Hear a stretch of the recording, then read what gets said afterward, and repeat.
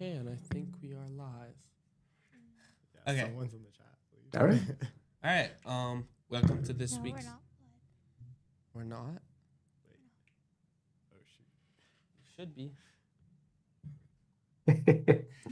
I know the feeling. Oh wait, no, we are. Okay. It's Yeah, just we no are. show- Okay. Yeah. Welcome to this week's session of Rookie Rescue. Today we're gonna be talking about the game and our strategies for the game. Arav. I'm Arsh. And I'm Nahol. Today we have a special guest with us, Coach Brogan Pratt, a veteran coach and technology design teacher who has led multiple award-winning Tech Challenge teams. So if you could just tell us a little bit more Oh. about yourself. Sure. Yeah. I am Coach Pratt. This is now my third year teaching FTC.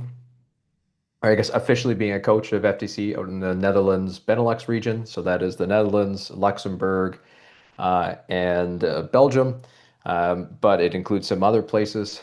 For over a decade, I've been teaching robotics, I've been teaching design, I've been teaching technology from a whole whackload of different grades. And I've got a pretty wide background swath of a bunch of different things, a bit of a jack of all trades in terms of different jobs I've done in the past. So that ends up helping a lot in robotics, I found, in that you can pull from a lot of different places to find success. Absolutely. I think the stream should be good now. Yeah, sorry about that. So when you first saw the decode field, what stood out to you most? Well, one, I mean, obviously flywheel shooter. I think that, or not flywheel, just shooter game. Like that's really cool. I mean, personally, as a coach, I haven't had a shooter game as one that I've coached before. I know that's something I'm really excited for, and I know other teams. When I was watching it during the live stream with my other teams, are like, "Oh, it's a shooter game. This is just a really cool thing to be able to launch something around." It's quite a bit different than the previous three seasons in that there's no hang or a big one. And so that was a pretty big shift as well. Another thing I've noticed is that there are infinite scoring possibilities as well. So you can constantly recycle all these points. There's not a finite max potential score. Because last season we saw for Into the Deep, they had to actually add in extra samples and things. And I know I saw quite a few games where there were some really pro drivers who would have that bucket up at the top and they'd fill it up with samples Yeah. and it would be overflowing, right? So I think that was a huge thing where my team's like, we can score the way we want to all the time, Yeah. which is really cool. Just yeah, keep there's like cycling a that. set goal, like as to what you Mhm. wanted to accomplish for this year. Like, I guess you can just have ambition and what you want to be able to do, but you don't know what's the best thing possible. 100%. Yeah, I also think it's interesting how like the balls that you release go into the human player zone of the opposing alliance, which is also Hmm. interesting. That's a change I really like this season, that the human player, I think it really makes the barrier of entry a lot lower Mm-hmm. because traditionally picking things up off the floor is one of the hardest tasks to do. That being able to give teams the option to have a human just place it in is such a great entry point for people to come into the sport. Because I mean, intakes, as I'm sure you probably know, are some of the hardest things to design all season. Yeah. Yeah, I think just in general, I think the robots this year, I think to make a really good robot, it's going to be incredibly complex. Just in my opinion, I think with the patterns you have to make with the artifacts, but I think, as you said, getting into the game, I think it's going to be a lot more easier for rookie teams and newer teams in general to, as you said, break into the sport. Yeah. So I had a question for you. So when you said that, like, it's easier for like the newer teams to use the human player to get the elements in, do you think at higher levels it'll also be like human player putting it like into the robot more, or it'll just be the robots grabbing it from the field? That honestly, that's going to be a really interesting to see where the season phases out for that. I can see that at really high levels, you might have a little bit of both. Because I can imagine at high levels, you're going to have such high throughput when the ability to launch so many balls that a human might not be able to have enough balls to load in because they can only have six outside. And they're only allowed, well, they can have so many inside the loading zone. I don't think there's a requirement there, but they can only have six outside there's allowed to control at a time. So they would only be capable of actually loading so many into their robot. So I think you would, especially if both teams are using that strategy, you would definitely max out pretty fast on that. Now you do get two human players this year, so you could have two people loading up three, which is great because it gets more people in on the field.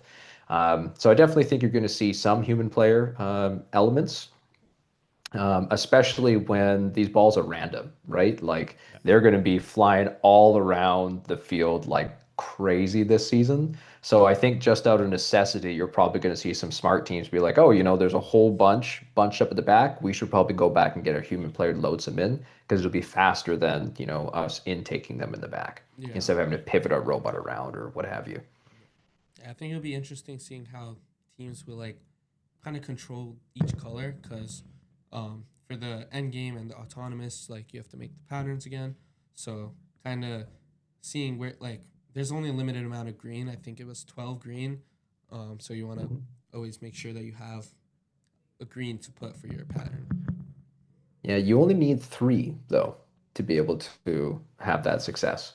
Right. Because I mean, nine builds up your whole section, and you only need three green out of all that. Yeah. So I mean, to be honest, early in the season, I think you need 16 pattern points to be able to get a ranking point in your qualifying tournament. Yeah. I mean, you should just launch everything purple early in your season. And then you have a 66% chance, as long as you get them all in, 66% chance guaranteed 5 points for all of those balls, Yeah. as opposed to, maybe you get something wrong on the wrong point. But I mean, that's better than a 50-50 shot on just throwing in a green or purple. Yeah. There is a question in the chat. Think there's a lot of human player penalties this year again. For the human player penalties, I think it's just important that you watch out. Make sure there's no robot. Well, obviously protect yourself. Make sure there's no robot there, like while you're picking it up, so that obviously you don't get hurt. I think. Yeah, another thing is like you can't roll the ball as a human player or like pick anything up outside. It's like the first thing that we noticed when we got into the Yeah. season. Hi everyone, sorry for joining late. I'm Neil. I'm one of the members on Don't Blink, and I guess I'm gonna be helping out with your rescue today. It's nice to meet you. Awesome. Likewise, Neil. Yeah. Sorry, the question is, what do we think about the amount of human player Yeah. faults, that kind of thing? Yeah, like human penalties. player Yeah, I think you've hit the nail on the head with that one, Rob. Like, people are definitely gonna have to be more careful and conscious this year because in the Into Deep, it was, an infinite vertical column where you couldn't be in the space with the robot. But now, of course, because you can place them in, I wonder if I hope nobody gets hurt, but I get the feeling someone's going to get a pinched finger at some point this season because they're going to be a little too overzealous trying to grab a ball. Yep. And I wonder if that rule is going to change rather quickly, that a ball can't be picked up from the floor, or you have to be always above the robot's height, or something like that. I mean, I know that's a hard one to really make that rule that you're always above the highest point of your robot. But I could definitely see, especially some overzealous students getting their hands in there when these things start going fast. I think when you dive deeper into the human player penalties, though, I mean, rolling and yeeting it outside of that white loading zone is one of the big ones. And then also just don't interact with the goal is another big Yeah. one. So outside of that, I don't think there's too many human player penalties. Like there's a lot of them, but they're kind of like don't walk outside of the human player zone. So like don't try to go collect balls. Don't try to have more than six in your ball. So I think that there's a lot of think there's a lot of room for grace from the referees to say, like, you know what, are these people intentionally hoarding the balls, or is it like, oh man, they just had like 30 because people launched them out? Because, when you launch a ball out of the goal area and out of the field, the drive team are just going to the refs are just going to hand it back to your drive team, who's going to hand it to your human player, so then Yeah. has to just get it back into the field. Right. So I think that as long as you're not being, intentional with this stuff, I think there's going to be a lot of rules sliding on that. Yeah. The next question in the chat is, hey Pratt, do you think a Spindexer is overhyped? uh, I mean, I come from the dairy farming industry, so I'm a big fan of the kind of rotating milkers. Uh-huh. Back in the day, I don't know if you've ever seen one of those, but the ladies would walk in, or the cows would walk in, and there's a gigantic circle, and it would just, spindex the cows as they would get milked and then pop them out. Uh-huh. So, I mean, just from like a personal interest point, it's kind of fun to have, a spindexer in there. Um, I think early season, having a Spindexer is definitely overhyped, especially when you look at the ranking points. I think that the amount of time that it's going to take to launch in 9 balls and make sure that each ball is within the pattern and coordinating that pattern with your teammates and allowing those balls to have sufficient time between them that they've been launched in so they don't get inherently randomly bounced around inside those goals as well to line up in that pattern. Early season is not going to be worth the effort of just launching in 9 purple balls. I think that's going to be worth more because it's 66% of those additional pattern points, and it gets you that ranking point, which is pretty huge, and it's way easier to do. Like Yeah. just launch in 9 purple balls. I think later in the season, having some sort of indexing method is going to be pretty useful. Now, whether that ends up being a multi-shooter, whether it ends up being some sort of lane-based one, whether it ends up being a multi-catapult and you have just a color sensor as it runs in. I know High Five's got an interesting Spindexer point out, but I also know that I've seen some other teams having just a simple switch Right. as it comes in as well. So I think there's lots of ways, the old saying, I think it's probably too old now, 1,000 ways to skin a cat. There's lots of ways of solving a problem. And I don't think Spindexer is the only one. I think we may get stuck in that realm because you've seen FRC teams do it before, so Yeah. it must be the best. Yeah, I think you got it pretty spot on. I think early season, of course, shooting that 9 purples should get you through your first few competitions. I think at the state and maybe in the world level for sure, I think you definitely need some way to index, but I don't think Spindexer is going to be the majority one or the main one. I think we're going to see something else, whether it's multi-catapult or something else. Yeah, like we have Especially because it's only 3 balls, right? Like Yeah. it's not a huge amount. yeah, And like I they're think so most big. spindexing designs that we've seen before, like from FRC, like you can control so many game elements, so it's like way easier to actually achieve like a faster throughput. hmm hmm So there's another question asking about double park, and I think that's like, and by double park they mean like the full park, yeah. Yeah. So I think Yeah, that's like yeah. probably the most interesting part of the season, like or in terms of difficulty. So I was wondering what your thoughts are about that. Yeah. Yeah, that double base is a really fun challenge. I still don't know if we can call it like a level 2 base or a level 2 park. I don't know, 2 robots, 1 base, depending on how we want to go about calling it, whatever the community ends up deciding. Um, that's a really fun challenge. I've seen some interesting notes. I just released a video this evening looking at a different way of doing it. The screw attack, there's a team in Taiwan that basically made like a forklift mechanism. So there's a little ramp on the front and it literally drives another robot up on top of it. It looks super cool. I haven't seen something do like that before. I thought that was interesting. I, of course, released a video of last week using offset robotics, a box tube or a telescopic elevator. We basically just have a big flat platform that you lift yourself up on. There's the Swift ITCAN that uses a few set of Missimi slides, although I think they're Swift slides, but effectively dual linear slides and a flat plate to lift yourself up. I think that some sort of vertical lift is going to be really interesting. I've seen some teams also talk about the idea of having some sort of like French cleat design where everyone has like you just send out a community sourced like French cleat. If you don't know what a French cleat is, it's effectively like a V shape, and another one comes in with another V shape that can click into it to be able to lift these things up. So you kind of end up with a mating system. So everyone has a female and a male cleat on their robot, and depending on what side your robot is on, you can be the lifter or be the liftee to be able to go up. Because I think the one of the key rules on that is you can either be fully supported by the base tile or transitively supported by the base tile. So that means that you don't just have to have your robot on there.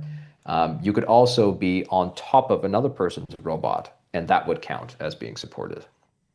So, do you think that doing like the double park would be useful, especially or like worth it, I guess, in like early season or like at state competitions? Hmm. I think if you can get a prototype done fast enough, yeah, I think it's going to be worth it because you have the ability to go from a 15-point differential to a 30-point differential. And especially at early state competitions, I mean, some of these competitions you're scoring, I mean, in previous seasons, you were doing maybe 90 points total. And right now, actually, we can do a quick calculation. They say you have to have 36 points through your classifier to be able to, or 36 balls to be able to be get a ranking point. Yep. So if we, assume 36 times, 2 just to average out those 3 points and those 1 point overflows, I mean, you're looking at 72 points plus a park. You're probably looking at an early state average for those qualifying tournaments of between 80 and 100 points. If we're talking a 15-point differential, that's a huge swing at that early stage. So if you could get something fast enough at the start with some sort of lift, and you're not spending too much time on that prototyping over top of your main scoring point of getting more balls into that goal, I would say it's worth it. But if you're spending more than a week and you can't get something realistically working, you should probably put a pin in it and then get your main subsystems down more accurately first. Yep. The next question is, how many refs are gonna get hit per comp? That's a funny question. Too many. Yeah. Yeah, I think we can kind of use that to talk about like how big the balls are this year, because like I think these are one of like the biggest game elements we've seen in quite a while, with them being 5 inches. Mhm. So, Yeah. 12.7 centimeters. Like, I mean, I don't think a lot of teams realize just how large, 5 inches or 12.7 centimeters is on your robot because Yep. you only get 18 inches or, 45.37 centimeters. That's like almost 3/4 of your robot when if a little, not a little more, if you were stack them all up on their side, right? Like, yeah. that's a huge amount of your robot built up. And then these ones are quite squishy too. There's quite a bit of compliance. I expected them to be like a hard wiffle ball, but they have quite a bit of give to them. Yeah, do you think the balls might actually get damaged over time? And, like that could lead to some like inconsistencies because they're like really squishy. I think that because they're squishy, that'll make them less likely to get damaged. Yeah, because they'll have that little bit of compliance and that bit of ability to kind of reform to their previous shape. I think you might have some teams run real hard into the balls. And one thing I'm not sure is going to hold up a whole season is that gate element. Yeah. I mean, it's 1/4 inch aluminum or 4 mil aluminum plate that's holding that gate mechanism on, and teams are going to be ramming those robots into that gate. I don't know about your guys' feel if you have one set up yet, but you can definitely tweak and bend that arm pretty good. That I think that might get work hardened off on some on some fields this season. All right. Yeah, totally agree. The balls shouldn't get too damaged. The next question is, what is your take on the 18-inch sizing cube dimension constraint? I guess I'll take first action. I think it'll definitely be harder for some teams. Just packaging all your stuff, all your mechanisms. But I do think that it's very doable, and if you just think hard enough and you spend enough time truly designing your robot, you can definitely make a really good robot without going over the sizing constraint. Yeah, I mean, I think for this game, like the sizing constraint is really necessary because I think without it, like, you could just kind of extend and you wouldn't really be moving around the field much, and like it would just wouldn't be as like challenging. Yep. Yeah, it forces teams to have to move. I think that's also why you have those launching areas that are specific in two-way places. Otherwise, you could just grab wherever you want and launch wherever you want. Um, yeah, I think they're trying to get away from what happened that power play season, where there was one robot that just stood in one point, grabbed a cone place, grabbed a cone place, grabbed a cone, which like was amazing, super cool. But it's like, yeah, but there's no real like interaction happening on the field, right? And there's not a point for like mistakes to happen or tension to happen inside that season. I'm personally a big fan of that 18-inch. I think it's really interesting to expand that to the 38-inch vertical when it comes time in the final 20 seconds of that end game. And it's going to force robots to be a little bit smaller, which is cool. And I think that as long as you make a key design constraint as you're designing a robot, say, okay, we want a robot that's maximum 16 inches square, and you design that around being your main guiding focus, then you're on the right track. But if you say we want 18 inches, that really doesn't allow you to be able to expand out with any sort of boot kickers or anything like that. So as long as you are in your design priority list, you have, a 16-inch cube as that main point and then work down from there, you're probably going on the right track. Yep. I don't know if you guys already talked about this, but like that 18 by 18 inch square, like I wonder if it'll influence people to do like dual intakes and like kind of play with the intaking design because for so long we've relied on these slides and extension systems. So it's just interesting to see how it's going to turn out. Yeah, also even like the size constraint. Oh, I'm Vikram, by the way. I'm also on Don't Okay. Blink. Just joined in.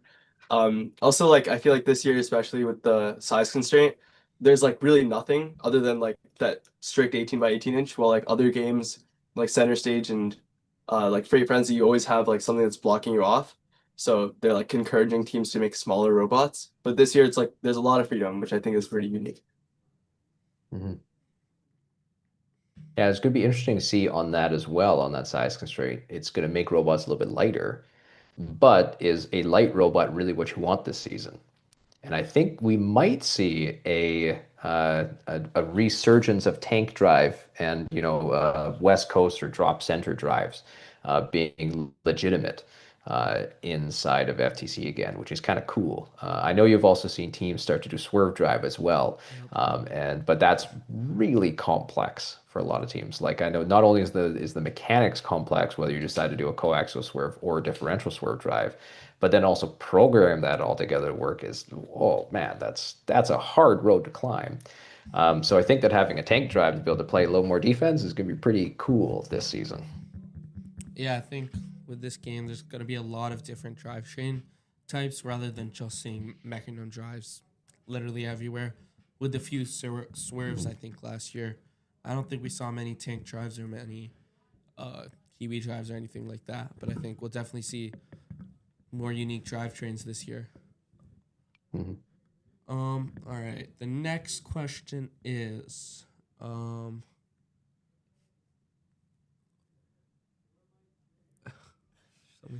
Yeah. Well, a question that I have is that so we've been talking about defense, and something really interesting with this year's field is like the two different launch zones. So there's like the big one at the top that's like further away from the human players, and then there's like the smaller one.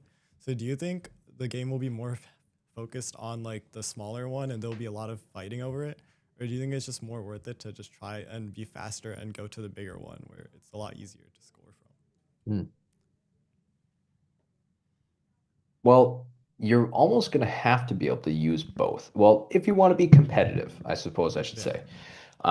And when I say you want to be competitive, I really mean like ultra competitive at a high stage. Obviously, the first thing you should be doing is looking at can I get a ball in the goal from that large launch zone because it gives you the most freedom to move things around. But you don't have to actually be in the launch zone to be able to launch. You just have to have a part of your robot that is over top of the launch line as well.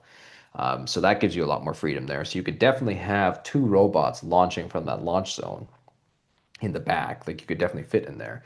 What I think you might see more though is there is going to be a team in that back launch zone firing right on the edge, and another robot is going to come in, drive, hit them, move them off the launch zone. Then they're going to try to launch in again, and that one will be a minor foul because of that. So you're going to have to watch, I think, for that in other ones. So perhaps teams might find that if they're getting bullied or their drivetrain doesn't allow them to have enough friction on the ground, that it allows them to just have more success launching from that large launch zone instead.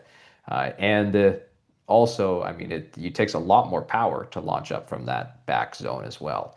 It's quite a bit further. Teams have had pretty good success with, a couple 6,000 RPM motors on a single 92 mil flywheel to be able to get that up and shooting from that far zone. So do you think defense is going to play a big part in this year's game? Oh, yeah. Yeah, without a doubt. And what's going to be really challenging is I really feel for the refs this season because one of the big rules here is do not assume that that causing harm will benefit you. And how do refs start to judge when a team is intentionally hitting another robot in that rhyme and then intentionally pinning it, or whether they are just playing that game just more aggressively, but they're not against the rules? And that's going to be a really interesting one.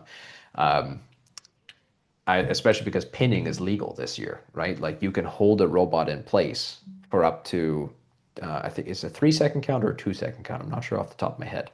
But you can pin a robot in place and then back yourself up, 2 feet away, and then you can go back in again to be able to move that around. And that's really going to muck with teams. So having some sort of ability to do some auto aiming to change the speed or the distance that you're firing things from without having to fire from a specific distance, but being able to change your flywheel's RPM or change the pitch angle of your catapult or change the spring tension you provide to that catapult before it releases, I think is going to be pretty beneficial and pretty critical when it comes to high level competition. Again, at low level competitions, I don't think we really need to be concerned about this stuff at all. I think you just need to be concerned about getting a very consistent robot. But if you want to be like hyper competitive at a world stage, like being able to get hit and then automatically change the angle of your hood based on how far away you are, it's going to be huge, especially because they put the April tag right on the bottom of that goal. Like that's going to make it so simple. Well, I say simple.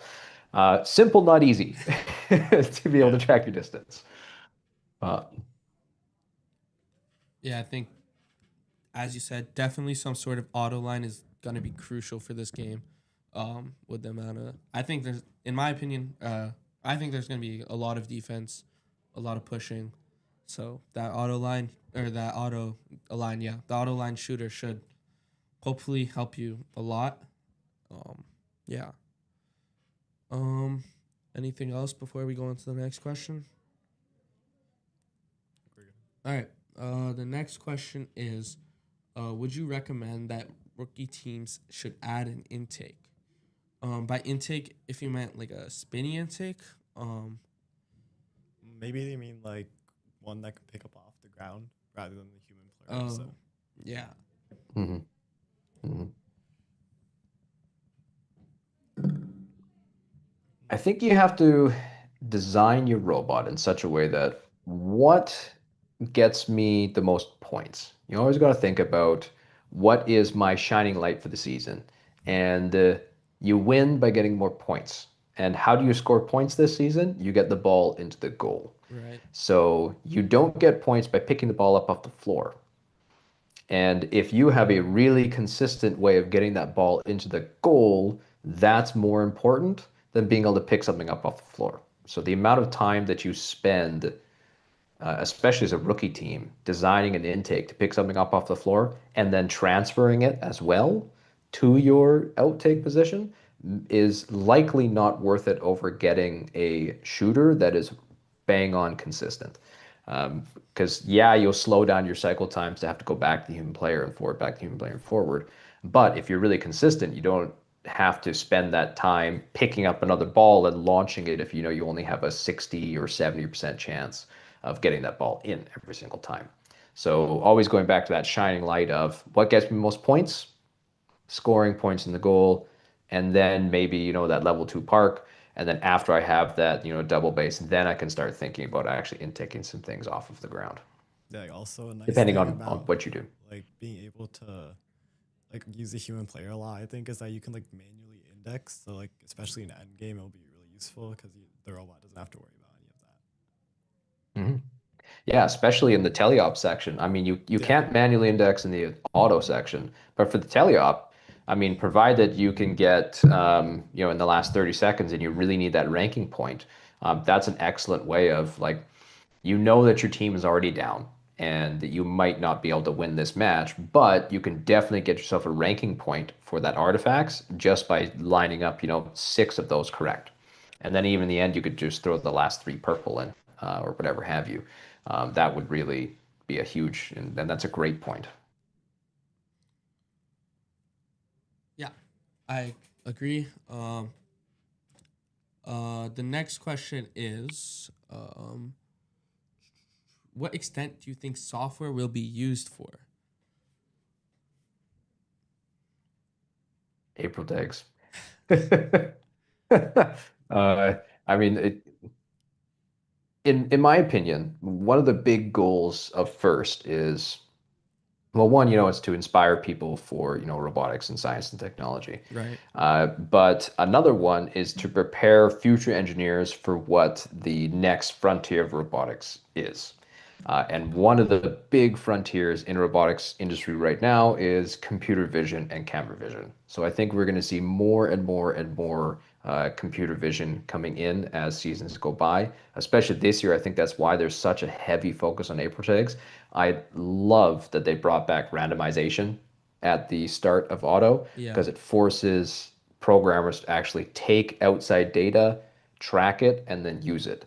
Having that massive April tag that can be seen from just about anywhere on the field in front of that goal, I mean, that is a shining light of like teams need to use some sort of distance tracking to be able to get that in. So software in that respect is going to be absolutely huge. And then, yeah, I mean, even software on, drivetrain points like swerve being a legitimate thing, that's a huge one on the software point. Another one is, ideal flywheel RPMs, right? Being able to read encoders to be able to only allow things to launch. I'm a huge fan of state machine style programming, and Go build a starter code in their robot uses not only op modes, which I'm a fan of over linear op mode, but also state machine programming, which is awesome because that's what industry uses. And anytime that you can get more students engaging in real industry practices, I'm a huge fan of. Yeah, I feel like also this game especially was like they're prioritizing a lot of computer vision at even lower levels, which is nice. Like I know last year, if you want to use computer vision, that's like a really high level kind of thing, like at Worlds or even past that if you wanted to use it. But like especially this year with all the April tags, they're like really pushing it a little bit, which is nice. I think it'll make the game a lot more fun, a lot more involved overall too. I'm kind of curious to see how computer vision comes into play with like different ball colors and whether people are going to use that to differentiate which ones they should intake first.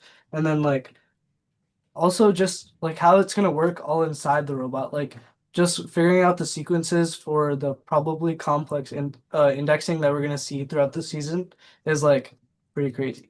Also working with partners too. Oh Like, yeah. because if both teams are shooting and like at a high level, you want to be able to always get that motif at the end. So like being able to Mhm. predict that maybe with CB, like those are things that could be Yeah, really and like interesting. maybe like reading what's in your like input Lane zone. or Yeah, in your lane. yeah. That'll be Mhm. Mhm. Yeah, that certainly opens up a lot more collaboration between teams this year. And like last season, it was, okay, you stay in your lane, I stay in my lane, and we'll just kind of do our own thing. But now this season, it's like, okay, we need to launch in the greens now and then the purples and making sure that, we're getting these artifacts at the right point at the end. So it's not always completely reliant on your partner, but especially at some critical points, especially in that autonomous, that's going to be a really interesting juggle. You're going to have to create programs that allow your team to fire first and programs that have, a few second delays so that your team can fire second. And then be able to go collect more balls and say, I'm going to collect the first rung, I'm going to collect second rung, I'm going to sweep out behind, I'm going to sweep into the first half section. That's going to be a really interesting dance for where teams are going to go, because in the past, you could just say, well, I'm going to go here irrespective of where another robot is because there's no going to be my path. But now there's going to be robots in your path, and you're going to have to deal with that. Yeah, I think the best teams are going to be the teams that can go their own way, push the other robots out their way, and synchronize best with their alliance members or alliance team. Yeah. Also, I was just thinking of like another example of this, like in power play. I know like Wolfpack, Machina, they're a great team that year. And like one of their like they were a really advanced software team, and one of the things that they did, which honestly like made their entire software so much cooler, was just when like the other team. So I guess this is like with the other team, but you can apply it to alliances too. Whenever the other team was trying to place their cone on the same pole, they stopped. Like they had a bunch of sensors that would detect that, and then like they would make sure to place after or place it like in front of them or something to always like get that advantage and not mess up. Which was like that was really cool to watch, and seeing that this year, something like that would be really cool. Mm-hmm. Yep. Guess we'll move on to the next question is, we saw your video where you talk about two-bot return prototype. As a rookie, should we... Oh, yeah. The next question is about the parking, and is if it's possible to do with Viper slides, the same test that you did with your offset tube. But I saw. Yeah. That was pretty cool. Yeah. What team was that? Stinson. Oh, Cindy? The Stinson team. Oh. Yeah. with That's the cool. offset. Yeah. Offset Yeah. Stinson team. Yeah. Yep. Mm-hmm. Yeah, that's old Robo Kings alumni that came up with that telescoping elevator.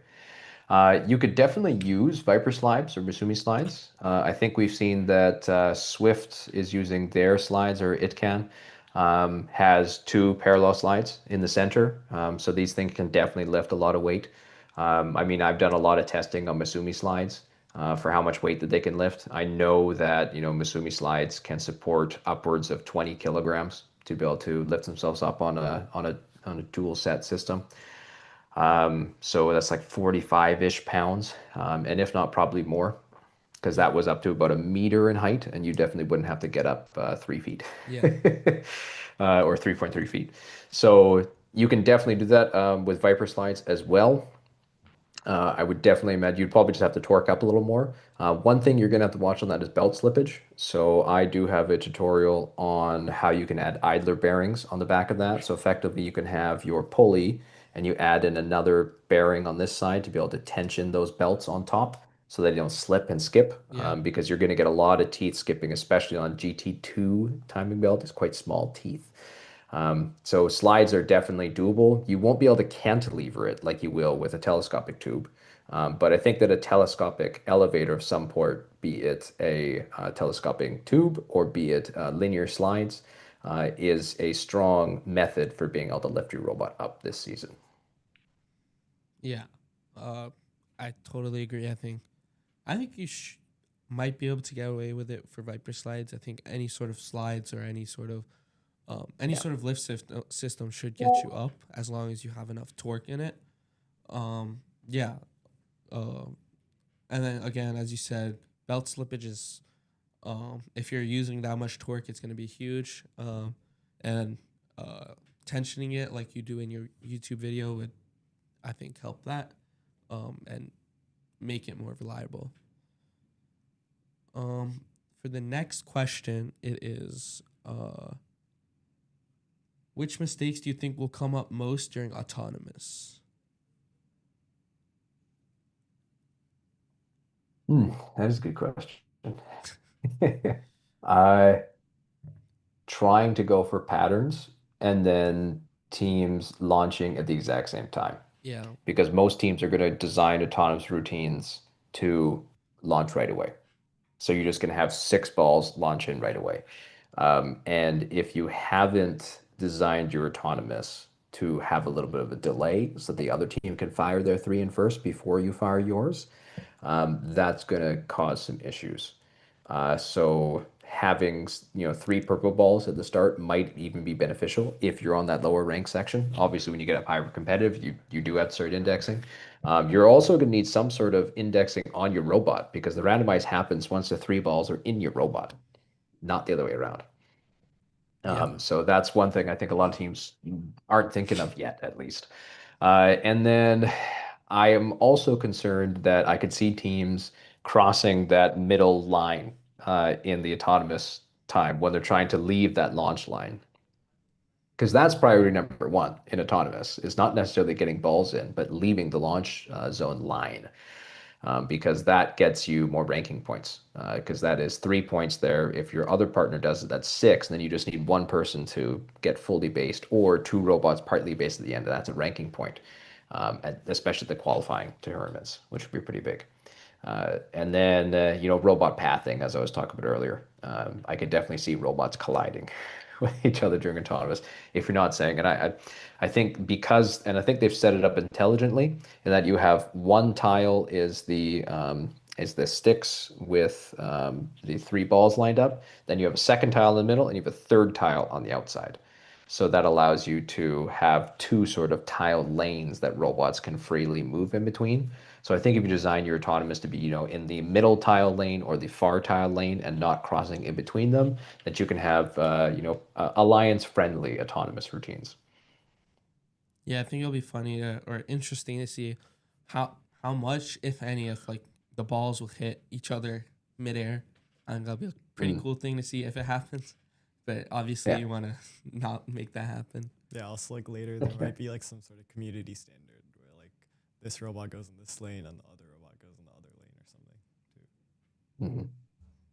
Mhm. The next question we have is also about autonomous. So, would the spike marks be helpful for motif scoring? Also, would they cause issues for the robot's auto? I think it depends on whether you've got some sort of ability to index on the fly on your robot.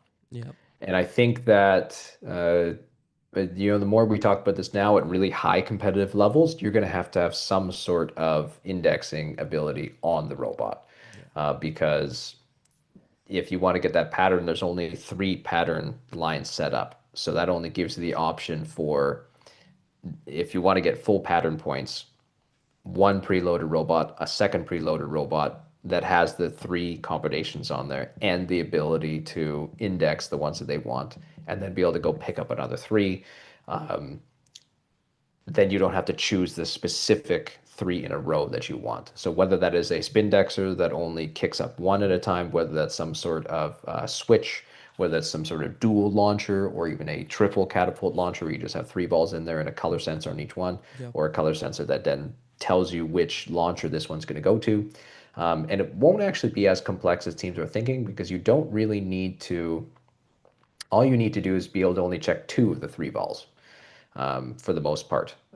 Because as long as you can say, okay, I've picked up a green, let's make sure I only get purples in the other section. Or, okay, I picked up a purple, okay, I can do either purple or green, and then you can fire the next one in that section that you need. And that I don't think will be as complex as teams are thinking that it's going to be. Yeah, I think early season as we are right now, I don't think the motifs or not the motifs, the spike marks will be as detrimental to your motifs. I think just pick them up as they are. No need to index them anyway and just shoot them. I think that'll be perfectly fine. Even if you don't get all the possible points. I think you said it was 16, I believe. Like, I'm sure you'll get that through all 5 of your matches. Yeah. Yeah, and then the next question was talking about indexing. What are some really interesting ways you think people will index on their robot, aside from the main ones like Spindexer and Gate? There was a really interesting index hopper that I saw. It's in my the second FTC Fridays video from tonight, and it was a vertical indexer. Mm-hmm. So it was a large circle with three cutout holes in it, so that it was rotating it vertically in the sky to be able to Yeah. kick them out.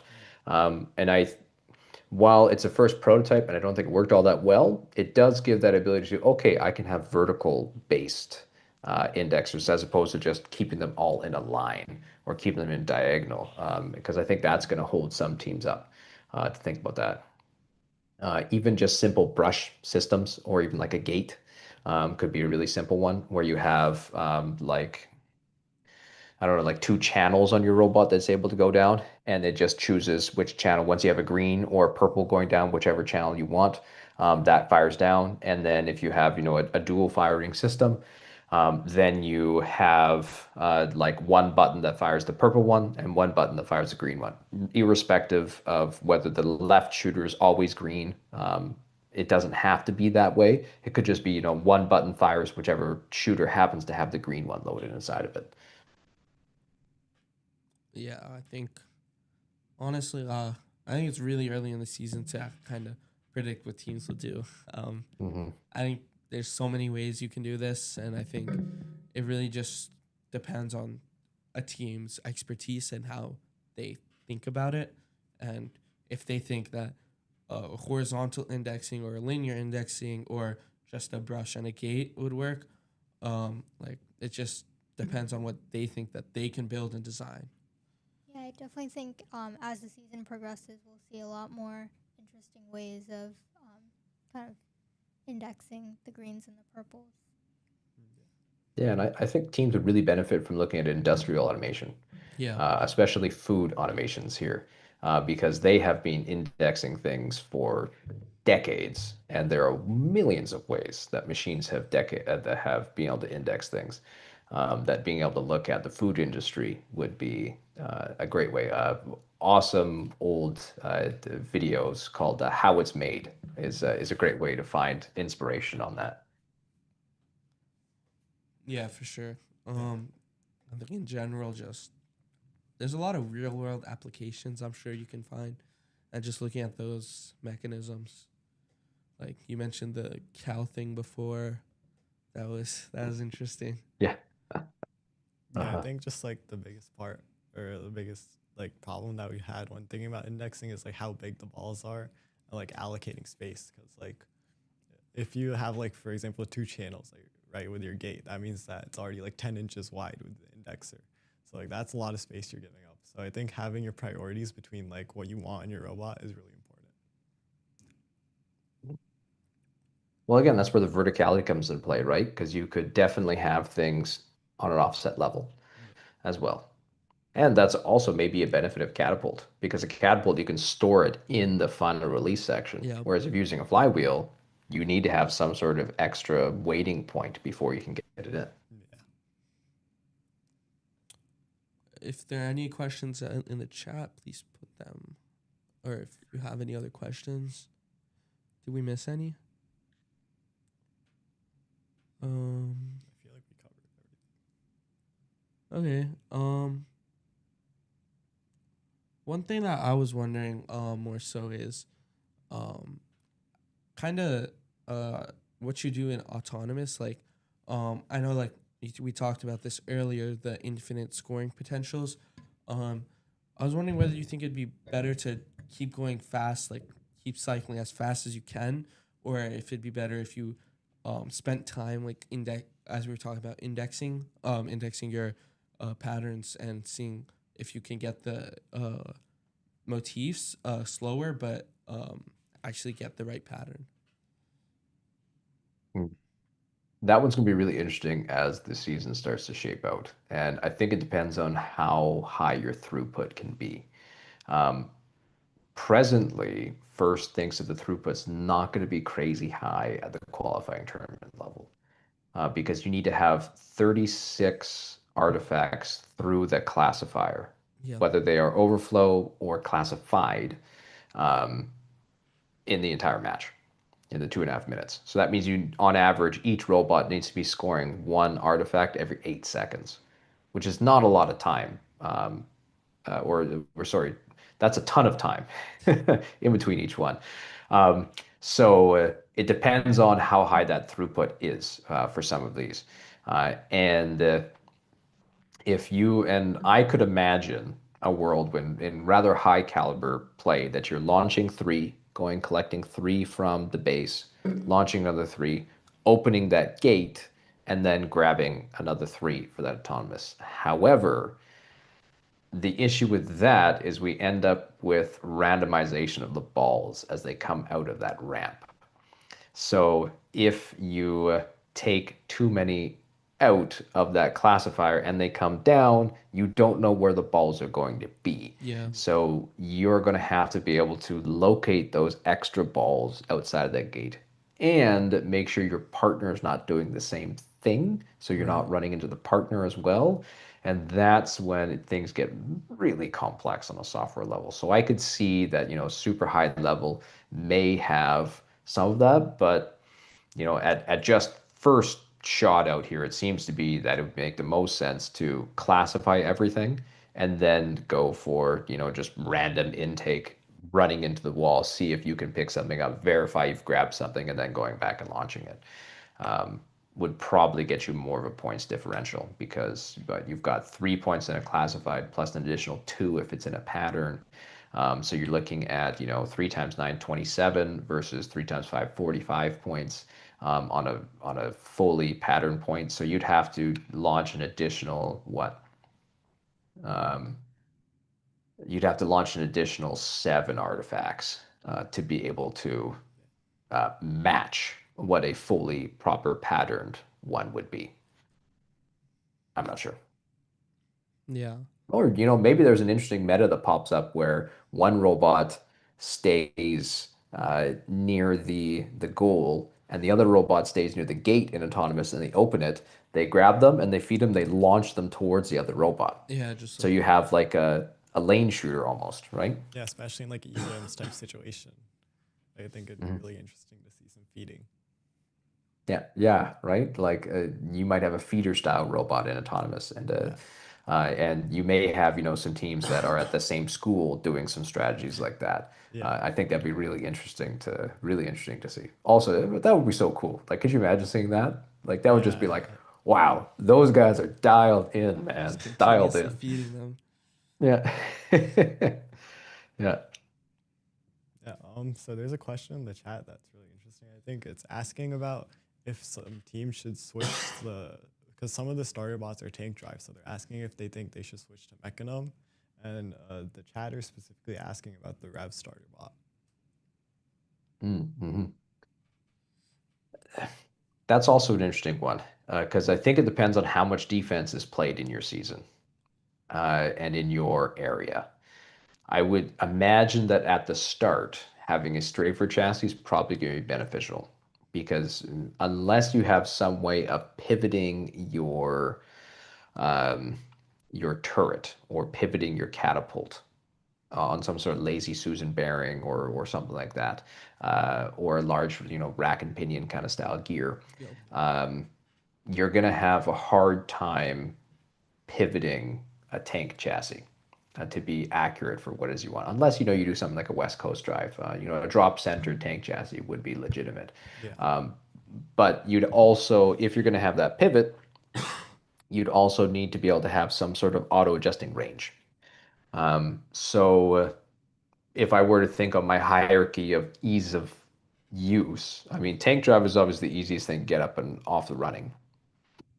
But when you're thinking about trying to get that auto ranging, it's going to be easier to set that up on a Mechanism chassis because you can move the robot to where you need it to go, as opposed to making the ball launch at a consistent speed at different points. And it depends on where your team's skill set is. I mean, that's one of the things I always say is you have to build within your team's skill set. And everything that you do is, cutting into time you could be doing on something else, right? So that's something to consider as well. And it comes down to, what is my team realistically capable of doing in the time that we have?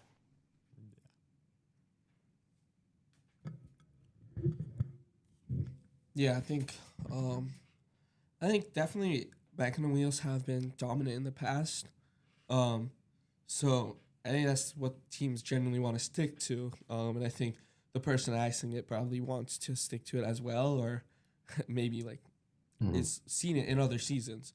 So I'm sure like yeah, you want to go to what you know like what you like, but as I said before, like seeing that all these different drivetrains are going to become more and more popular, and like it's not going to be strictly mechanism. I think that keeping it as a tank drive wouldn't be as bad as you might think. Like in other seasons, yeah, it's pretty bad, but this season I think it's going to be um, a very good drivetrain. It's not going to be one of the one. It's not going to be um, below anything else. I think it's going to be very on par with every other drivetrain. Yeah, and I think Yeah, I that. mean, you look at. Sorry, go ahead. Oh, yeah, I was just gonna say that like I think especially with like the defense, like Magnum wheels tend to like move more, so it'll Yep. be interesting to see. Yeah, I mean, I would say that if you're looking at the starter bot for Rev, you should 100% move over to a six-wheel drop center chassis. So that's going to improve things a lot, as well as getting four motors on your drivetrain. Just having two motors on a drivetrain, in my opinion, is not really sufficient for moving these things around at adequate speeds. So that would be a good place to start. Yep. And the next question in chat, someone has a question about CAD. If you, yeah, sure, you can put that. And then the next question would be, would you recommend using an ARM system to score this season as an initial starter bot for our first meet?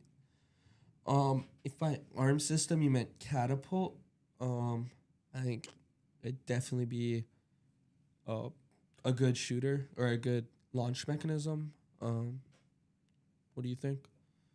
Yeah, I mean, we've seen Andy Marks robots pretty Yeah. successful with the catapult. I mean, Screwett's got a pretty successful catapult. There was another catapult out of Oz FTC that was also pretty successful. I think that teams are pigeonholing themselves into it's got to be a flywheel because that's what was a lot of success in the FRC season. Yeah.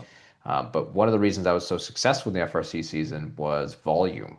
And we don't need to get that much throughput through here in the FTC. So a catapult is totally viable in that you don't have, a hopper that is filled with 40 of these things. Right? Yeah. Like, so especially the qualifying tournaments, I think that, you know, the thing about robotics is that consistency wins. If you can have a consistent shooter, you'll get there. And I think the teams that do really well are the teams that come up with a base design that has some initial success, and then iterate upon that base design. Teams that are constantly flipping from new idea to new idea to new idea to new idea, I in my opinion, tend to do a little bit worse on that.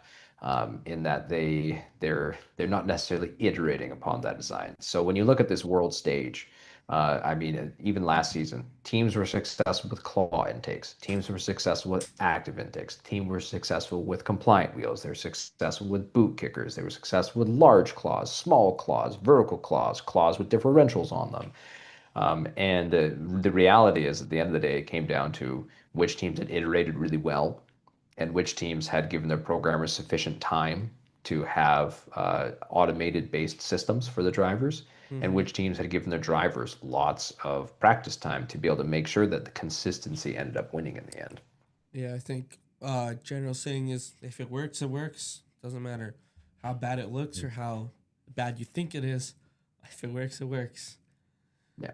Um, one last question in chat, and then I think we're gonna wrap it up. I don't want to keep you up too late. I know it's late for you. Um, do you think it's worth to implement the robot avoiding other robots during autonomous? We did kind of answer this earlier, but I think the general gist is just to see as it's gonna play out. We honestly don't know how it's gonna play out in the future as the game progresses, but as the game progresses, I'm sure that we're gonna see some feeder teams just at the gate letting the other team keep shooting, and then the feeder team just rolling the balls to them in the shooter zone. If you have any thoughts. Yeah. Yeah, I would say the big one there is watch your tolerances. Don't try to shoot from being directly against the goal or directly against the field wall, because a ball is going to get between you and your path, and you're not going to be able to reach the end of your path. Um, and then pick a lane, right? There are two clearly defined lanes for each autonomous section, and you should write it autonomous. Well, you don't want to should all over yourself too many times, but choose a path that you can have the middle lane, you can have the far lane, and you have autonomous programs for both, and they're consistent in both. Yeah, I completely agree. Just again, making sure it's consistent and making sure you have room for error if it happens. And with that, I think we're about ready to end today's session. If there are any last minute thoughts you guys have. Yeah, so if anyone has any questions that haven't been answered, or if you're watching this back later, you can always ask them in our Discord as well, and we will be able to answer them or give you a reference. So yeah. Yep. The next session will be announced shortly on our Discord. Expect it in 1 to 2 weeks. It's gonna always be on Friday, around this time. So everyone join on our Discord. It's linked in the description, I believe, and you can also find it on the First Tech Challenge Discord. With that, Mr. Pratt, if you have anything else. No, thanks for having me on. It was a pleasure talking about this season. I think it's really exciting. If you want to hear more of my ramblings, you can check me on YouTube at Brogan and Pratt is my channel. But otherwise, it's been a pleasure, and I'm really looking forward to seeing what teams come up with this season. Thank you so much for coming on. Thank you so much. Bye. Likewise.